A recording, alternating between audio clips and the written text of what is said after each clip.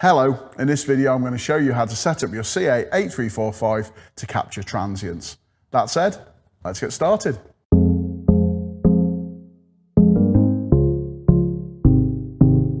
So let's take a closer look how we set up transients on the CA8345. So the first thing we need to do is go into the settings menu and into transient mode. So here in transient mode, we can configure the threshold triggers for both voltage and current transients. So the first option we have on here is the number of cycles before it triggers the event. So that's currently set to 1. Then we can set the individual voltages or the voltage thresholds that we're looking for, which will trigger the transient capture. So we can first set how we want to monitor these voltages. So we can look at all of the voltages and use one threshold. We can look at the voltages and use separate thresholds, or we can use different thresholds for the line conductors and the neutral. So in this case, I will just select one threshold for all, and I can then configure the threshold by simply using the arrow buttons to change the voltage that we wish to set for the threshold. Once we've configured the voltage transient thresholds, we can then do the same with the current.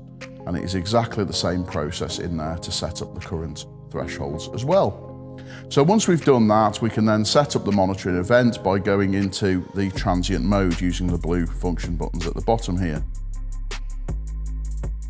So you can see on the list, if we've had previous transient captures, they will be available to view in here. But to set up a new session, we simply go into the disk icon. In here, we can set up a transient logging event. So it asks us, what are we looking for? In this case, we're looking for transients. How many transients do we want to record during the session? So in this case, I've set that limit to 5. When do we want to start the session? And when do we want to end the session? And what do we want to call the session? Once we've set these parameters, and the CA8345 is happy with those, we can simply start the session by pressing the play icon. Now you will see that we've got the egg timer icon at the top of the screen, and the CA8345 is waiting for the session to start. Once the session starts, it will look for transients meeting the threshold limits that we've pre-programmed, and when it sees 5 of those, it will end the session.